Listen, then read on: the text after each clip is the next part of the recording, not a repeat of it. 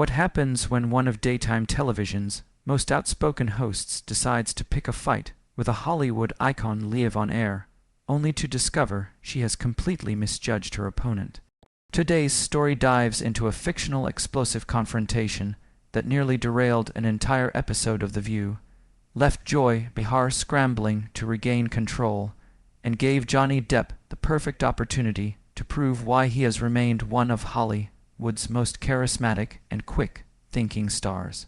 The View, in this imagined scenario, had been wrestling with a frustrating dip in ratings. Producers were desperate for anything that could ignite the internet. When Johnny Depp's publicist reached out to promote his latest indie film project, the showrunners believed they had scored a major win. Depp wasn't just a movie star, he was a headline magnet, a guaranteed audience draw. From the production standpoint, the plan was simple: keep the interview positive and focused on creativity, talk about Depp's return to the craft he loves, highlight his artistry, celebrate his impact on cinema. And with millions of fans still supporting him, the producers were confident this would be the kind of feel good interview viewers could rally around. Joy Behar, however, had other intentions entirely. For years, she'd made a name for herself by speaking her mind unfiltered, unapologetic, and sometimes controversial, and she had long held pointed opinions about Depp's personal life, which had played out publicly and messily in the media. She believed that by holding his feet to the fire, she could create a viral breakthrough moment, something fans and critics would argue about for weeks, something that would put her squarely back in the headlines. So while everyone else slept peacefully the night before the interview, Joy stayed awake crafting a list of hard-hitting questions, not thoughtful ones, not fair ones, but the kind that could derail a guest and turn daytime TV into a battlefield. She envisioned the confrontation going one direction, her direction, with Depp stumbling under the weight of her accusations. What she didn't plan for was the possibility that Johnny Depp might be fully prepared to defend himself. When Depp walked onto the set that morning, the audience erupted in thunderous applause. He smiled wide, waved, and paused to give a friendly nod toward the fans who had been waiting eagerly in the studio. His outfit was relaxed and effortlessly cool, a reminder that even after decades in the spotlight, he still radiated star power without trying. The atmosphere backstage shifted. Crew members who had been skeptical suddenly found themselves charmed. Even the other co-hosts seemed relieved. A good, smooth interview felt within reach, except for Joy Behar. She sat forward in her chair with a laser-focused intensity that longtime viewers of the show would immediately recognize. It was the same look she wore right before one of her famous rant-filled showdowns. Her co-hosts exchanged uneasy glances, the silent language of colleagues who feared they were about to witness a train wreck and had no way of stopping it. The cameras rolled. Joy didn't even bother with a friendly greeting. She leaned in, voice sharp, and said, "Johnny, let's be honest here. You've had quite the fall from grace, haven't you? I mean, from beloved pirate to Hollywood pariah. That's quite a journey." The entire studio seemed to freeze. Gasps rippled across the audience. A producer audibly groaned. Depp's publicist sprang forward in her seat, eyes wide, as if silently pleading for anyone to step in. But Johnny Depp didn't flinch. Instead, he blinked once, then slowly, almost playfully, smiled. When he spoke, his tone was calm, controlled, and dripping with a quiet charisma. "Well, Joy, that's certainly an interesting way to welcome a guest. I was under the impression we were here to discuss film, but it appears you have a different agenda today." His response landed like a perfectly timed counterpunch, polite, yet undeniably pointed. But Joy doubled down. "You can't seriously expect us to ignore the elephant in the room," she pressed, voice rising with theatrical confidence. "Your reputation is in ruins, your career is practically over, and yet here you are, trying to claw your way back."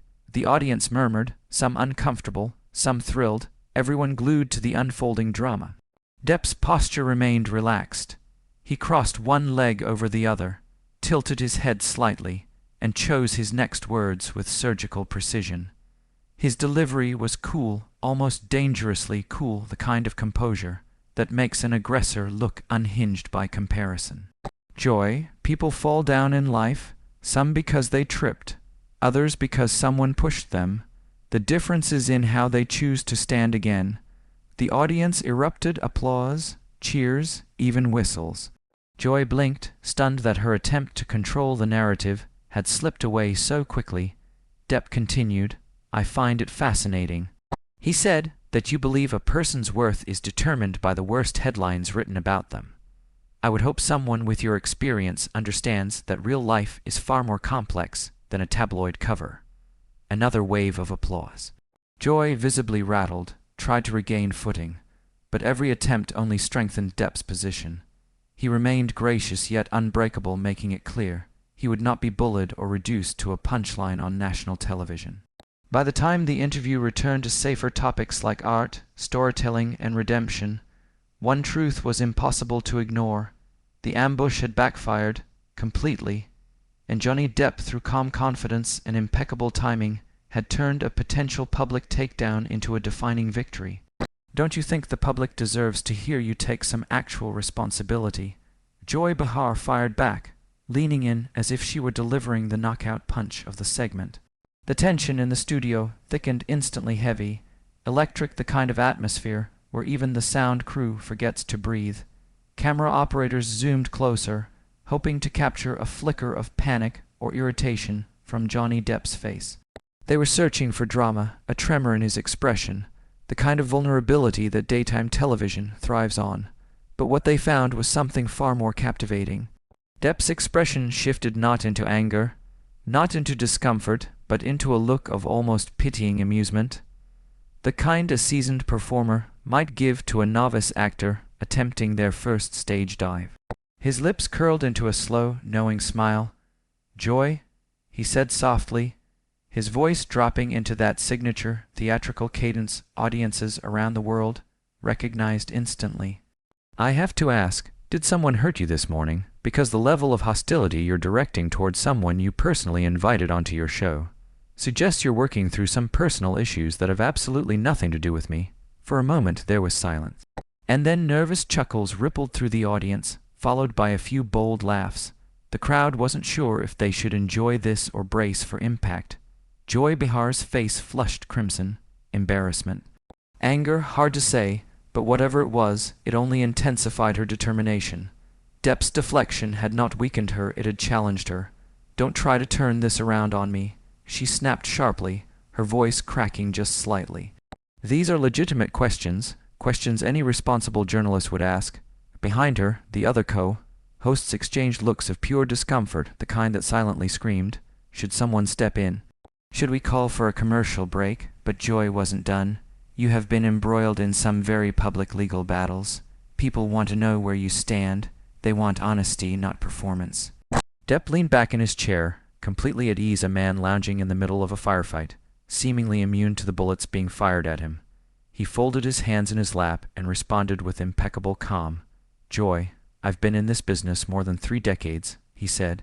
"And in those years, I've sat for interviews with some of the finest journalists on the planet, and with tabloid hunters who would sell their souls for a shred of scandal."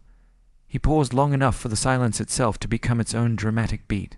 "I can tell you with absolute certainty," he continued, "that what you're doing right now isn't journalism. There's nothing professional about it. This feels personal, and I'm genuinely curious. Why?" The audience reacted instantly, a wave of applause, cheers, a loud yes. From someone in the back, the co-hosts were now visibly squirming in their seats, caught in the crossfire with nowhere to hide. One of them, attempting to rescue a segment gone rogue, tried to steer the conversation back towards safer ground. "So, Johnny, let's talk about your upcoming fi." But Joy wasn't having it. With a single abrupt motion of her hand, she cut her co-host off, her focus locked entirely on Depp like a bull with a single target. "Personal," she repeated, letting out a forced laugh that lacked all natural warmth. "Johnny, everything about your life has been personal and public for years. You cannot have it both ways. You can't bask in attention when it benefits you, and then cry foul when people ask tough questions." It was her boldest accusation, yet the kind of statement crafted to trap him, to push him into either anger or defense. In her mind, either reaction would be a victory, but instead of frustration, Johnny Depp actually looked impressed. His smile grew just a fraction wider, the kind of smile that suggested he respected the attempt, even if he saw right through it. He leaned forward only slightly, enough to reclaim the space she had tried to dominate. "You know what's funny, Joy," he said, voice smooth as velvet. "You talk about accountability, while refusing to acknowledge your own. You want to frame yourself as the brave truth seeker here, the fearless journalist, but really, this seems more like an exercise in, well, spectacle." Joy opened her mouth to respond, but Depp wasn't finished. "You brought me here under the promise of discussing art," he said. "Creativity, a film that represents years of my life, work that means something. Not because you cared about any of that, but because you thought you could score a moment." Gasps, murmurs. The audience leaned forward as if gravity itself demanded their attention. "And that's fine," Depp went on, gesture open, voice unwavering. "I've been a spectacle before. I'm used to it, but let's not pretend this is about honesty. You wanted a villain in your story today, and you chose me." Behar's jaw tightened. She looked rattled. She looked furious. And most damaging, she looked like she was losing control of her own show. One of the producers, watching from off-camera, frantically motioned for a commercial break, but the floor director hesitated. This was viral TV gold. Cutting away now would feel like turning off a boxing match just as the knockout punch was being thrown. Depp finished his thought with quiet authority. "Joy, you invited me here as a guest," he said. "But from the moment I sat down, you treated me like a defendant. If we're going to continue, perhaps you should decide which role you want me to play, because I am more than happy to respond accordingly." The crowd roared, clapping, cheering, fueling the sense that the dynamic in the room had shifted entirely.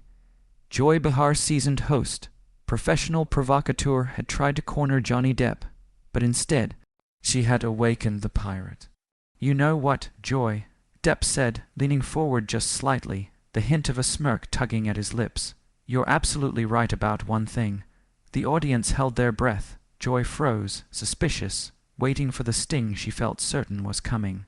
"I have been in the public eye a very long time," he continued, "and over those years, I've learned a lot about people. For example," his eyes locked onto hers with laser-focused calm. "When someone works this hard to drag another person down, it usually reveals more about them than the person they're attacking." A jolt of reaction ran through the studio.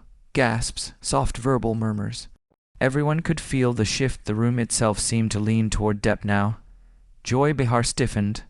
Her plan, once sharp and confidently executed, suddenly felt like it was slipping through her fingers. But instead of retreating, she chose to escalate. "Are you seriously going to sit here and lecture me about character?" she demanded, her voice rising. "You're the one who—" But she didn't get to finish.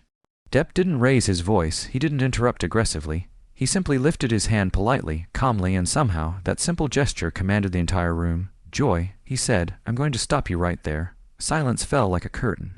"Even the air seemed to pause, because I believe we've reached a crossroads," he continued, "and you need to decide what kind of show you want this to be." For a full 3 seconds, no one moved. The camera operators dared not even shift focus. The audience sat frozen, trying to comprehend whether they were witnessing daytime TV history or a live broadcast catastrophe. Joy's mouth opened, then closed, then opened again. Words seemed to fail her, and that alone was shocking. Joy Behar was never without a comeback, until now. Depp didn't wait for her to recover. "You invited me to talk about my craft," he reminded her, voice still calm, but carrying unmistakable steel. "You promised a conversation about art, about storytelling, about the work I'm returning to, not the headlines you wish you could turn into ammunition." The audience erupted into applause, loud, booming, emotional. People weren't just entertained anymore. They were choosing sides, and the truth, Joy, he continued, barely raising his voice over the cheers. "You didn't want a discussion. You wanted a spectacle. You wanted to be the one who finally pushed Johnny Depp into a breakdown on live television." Joy blinked, visibly rattled. She looked like someone who had arrived at a fencing match with a foam sword, only to discover her opponent wielded steel. The miscalculation. Depp said, his eyes narrowing with quiet confidence, "is that you assumed I would come here unprepared, that I'd let you turn me into a villain because it made your life easier." A long beat. He leaned back, relaxed again, completely in control. "But Joy," He added, I've been navigating storms far more dangerous than this show for many, many years. Joy finally found her voice again, though it was strained and defensive. Oh, please, she snapped. Spare us the martyr routine. You're acting like Depp cut her off once more, not rudely, but with the same composed authority as before. No, he said. I'm acting like someone who actually knows who he is. The room erupted again, louder applause, approving shouts, even a few standing ovations beginning to rise in the back rows. Joy shot a desperate glance toward her co-hosts, hoping one of them would jump in, rescue her, shift the topic. But they remained silent, unwilling, perhaps unable. The moment had outgrown them. Depp pressed forward, voice low and razor-sharp. You said earlier I can't have it both ways. He said that I can't enjoy the spotlight and then object when it turns harsh. He nodded slowly, acknowledging the point. You're absolutely right, and I'm not asking for special treatment. I'm asking for fairness, for respect, for a conversation conducted in good faith. A hush rolled across the studio once more. And before you accuse me of dodging accountability, he added, let me make something clear. I'm proud of the life I've lived, mistakes and all, because every one of those mistakes has taught me something powerful, something that made me stronger, something that brought me right here. He gestured calmly to the chair he sat in, which is more than I can say for sensationalism. Joy's breath caught in her throat. She was still trying to claw back control, her fingers tightening around her note cards, knuckles bone white. You think you can come on this show and act like the victim? She shot back, desperate. You think people will actually buy this act? Depp didn't flinch. I don't need anyone to buy anything, he said simply. People know who I am. The question is, do they know who you are right now? Joy opened her mouth, but nothing came out. And that was when Depp finished with the kind of cool finality that belongs in award-winning movie scenes. If you want to have a real conversation, he said, I am here. If you want a circus, then you might need to find yourself a different clown. The audience erupted, cheers, shouts, thunderous applause. Joy Behar, one of the toughest interviewers in daytime TV, sat speechless on her own set. Johnny Depp didn't just defend himself. He flipped the script. He stole the show. He won the room, and everyone watching knew. This fictional interview would be talked about for years. I don't know what you think you're implying, Joy snapped, her voice now teetering on the edge of anger, but I am a professional journalist with decades of experience interviewing celebrities. I don't need to create moments. They happen naturally when people are honest. Journalist. Depp repeated, blinking once in feigned surprise, just enough to let the audience feel the sting underneath. Joy, with all due respect. He paused, choosing his words with a precision that felt surgical. You host a daytime talk show where you and your co-hosts debate pop culture and politics between commercial breaks for laundry detergent. Laughter rippled through the crowd like a rebellious wave. That's entertainment, Depp continued smoothly, and not journalism, and the fact that you're now trying to hide behind that label to justify what is clearly a personal attack tells me everything I need to know about your intentions. A collective ooh rolled across the audience. What had begun as an attempted takedown was turning into something entirely different, a masterclass in deflection, composure, and strategic counter-fire. Johnny Depp, the target of an ambush, was instead seizing control of the room. One of the co-hosts tried desperately again to rescue the spiraling interview. Johnny, maybe we could talk about your new film project, and what drew you to that particular role. But Joy wasn't letting go. She believed she was inches away from a viral victory. No, she said sharply, we're not changing the subject. She pointed toward Depp like a prosecutor before a jury. Johnny seems to think he can come on this show and turn the tables by attacking me personally, but I'm not going to be intimidated. Depp laughed a real laugh, not cruel, but genuinely entertained. Joy, I haven't attacked you personally, he said with a calm that only made her look more rattled. I've merely pointed out that the style of questioning you're using is unprofessional and seems fueled by something far more emotional than curiosity about my work. He lifted a brow. If identifying that discomforts you, then perhaps you're making my point for me. The audience reacted with applause, some even cheering, the tide clearly shifting. Joy Behar's jaw clenched, her voice rose. Her composure frayed, unprofessional. She fired back. Let's talk about someone who thinks they can just waltz back into Holly. would after everything that's happened and expect people to forget about their behavior. Depp didn't flinch. "There it is," he said softly, yet the words hit like a hammer, the microphone picking up every syllable with devastating clarity. He leaned in. "Now we're arriving at the real conversation." His voice lowered, intimate, cracks of steel beneath velvet. "You're not outraged by anything I've done on screen. You're upset because—" He gestured gently toward her. "You've personally appointed yourself the moral gatekeeper of this industry." Joy's nostrils flared her silence, saying more than anger ever could. "You've decided who is worthy of redemption," Depp continued, "and who deserves to be exiled in shame, and the very notion that the world may disagree with your ruling." He tapped the table lightly. "That absolutely infuriates you." Joy recoiled slightly, as if the observation had struck deeper than she expected. The co-hosts looked anywhere but at their colleague, the desk, their cue cards, the overhead lights. Anywhere but the two combatants at the center of the storm. "You know what I think, Joy," Depp said, now speaking not only to her, but to the entire nation watching. "You don't want accountability." He gestured casually to himself. "You want punishment, permanent on your terms." Joy snapped a reflexive explosion. "Don't you dare try to psychoanalyze me." Her fists were tight, her voice cracked. She was losing more than a debate, she was losing control of her persona. "I have every right to ask tough questions," she barked. "And I have every right," Depp countered smoothly, "to expect those questions to come from a place of integrity rather than resentment." Another wave of cheers, louder this time. Joy looked stunned, not because she didn't have a response, but because the room no longer belonged to her. The audience wasn't on her side. Her co-hosts weren't backing her. Even the cameras seemed to be favoring Depp, pushing closer to his poised, unflinching calm, while she sat rigid and furious. "You can demand accountability," Depp said, voice gentle yet immovable, "but you cannot demand that the world hate who you hate." Joy stared at him, fiery, trembling, cornered. "And what really upsets you," he added, tapping once more on the table, "is that I'm still standing, still working, still being welcomed into rooms like this." He spread his arms slightly, a gesture of invitation. "Despite your verdict," the room erupted applause, shouts, whistles, the audience no longer pretending to be neutral. Joy opened her mouth to respond, but hesitated just long enough for cameras to capture the exact moment she realized the interview she orchestrated to destroy Johnny Depp had just become the interview that destroyed her credibility instead.